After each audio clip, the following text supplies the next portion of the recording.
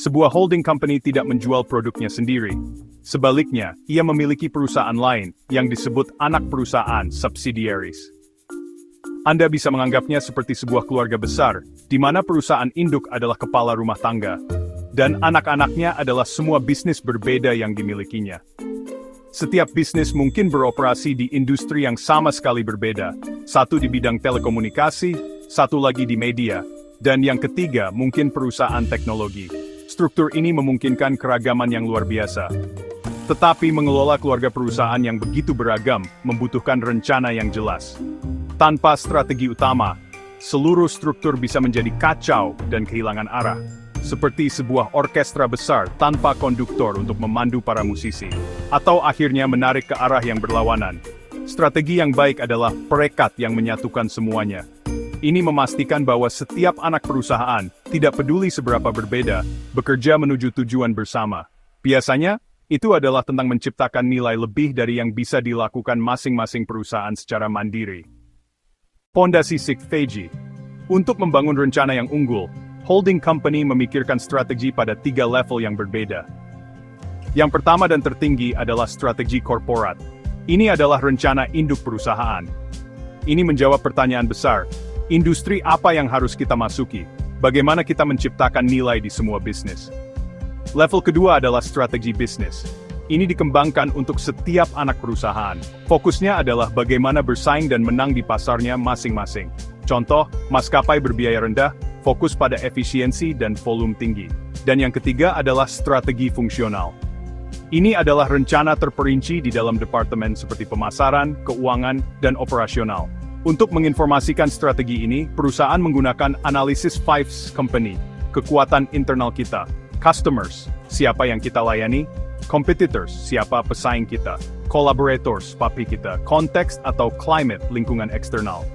Saat menganalisis competitors, kita gunakan Porter's 5 Forces untuk memahami tekanan persaingan. Khusus competitor area bermain digunakan battlefield analysis. Dan untuk bertumbuh, kita pilih dari Ansoff Matrix, menembus pasar yang ada, atau melakukan diversifikasi. Saat diversifikasi, kita pilih antara bersaing di Red Ocean yang ramai, atau menciptakan Blue Ocean, pasar baru tanpa persaingan. Mengelola portofolio. Koleksi bisnis sebuah holding company disebut portofolionya. Mengelola portofolio ini secara efektif sangat penting untuk kesuksesan. Salah satu alat klasiknya adalah BCG Matrix. Ini mengkategorikan bisnis berdasarkan pertumbuhan pasar dan pangsa pasar relatif.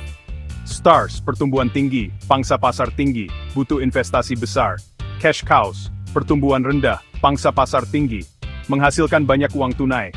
Question marks, pertumbuhan tinggi, pangsa pasar rendah. Masa depannya tidak pasti. Docs, pertumbuhan rendah, pangsa pasar rendah, seringkali harus dilepas.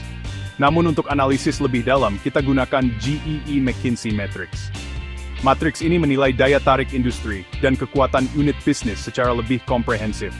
Kita juga harus memahami siklus hidup produk, dari perkenalan, pertumbuhan, kematangan, hingga penurunan, serta kurva adopsi pelanggan untuk teknologi baru, baik dengan base model, innovation adoption, hype Gartner. Untuk inovasi, kita gunakan Gartner Hype Cycle, agar tidak berinvestasi terlalu dini saat ekspektasi sedang tinggi, atau menyerah terlalu cepat saat teknologi berada di lembah kekecewaan. Hype Gartner ini juga digunakan untuk menentukan roadmap produk dan businesses lain ke depannya. Jadi product strategy sangat erat kaitannya dengan analisis penerimaan produk oleh konsumen, dan pendekatan seperti Product Life Cycle PLC, Base Diffusion Model, Innovation Adoption Curve, dan Gartner Hype Cycle adalah alat penting dalam menyusun strategi produk yang efektif. Dan untuk mendapatkan kemampuan baru, pilihannya jelas, build, bangun sendiri, borrow, bermitra, atau buy, akuisisi. Orkestrasi dan sinergi.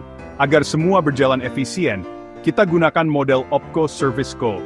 OpCo fokus pada operasi, sementara Service Co induk menyediakan layanan terpusat untuk efisiensi skala. Analisa TOS bisa juga digunakan di sini untuk case lebih general atau khusus seperti pada level holding. Tujuannya, menciptakan sinergi, di mana nilai gabungan lebih besar dari bagian-bagiannya. Baik itu sinergi pendapatan, biaya, maupun finansial. Namun kita juga perlu mengelola competition, kompetisi internal yang sehat untuk mendorong inovasi, tanpa merusak kolaborasi, rencana aksi dan tata kelola.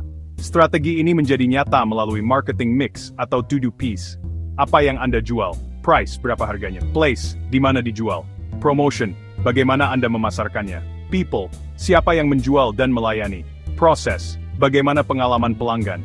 Physical evidence, tampilan fisik bisnis Anda. Semua ini diterjemahkan ke dalam product roadmap yang jelas sebagai jembatan antara visi dan eksekusi.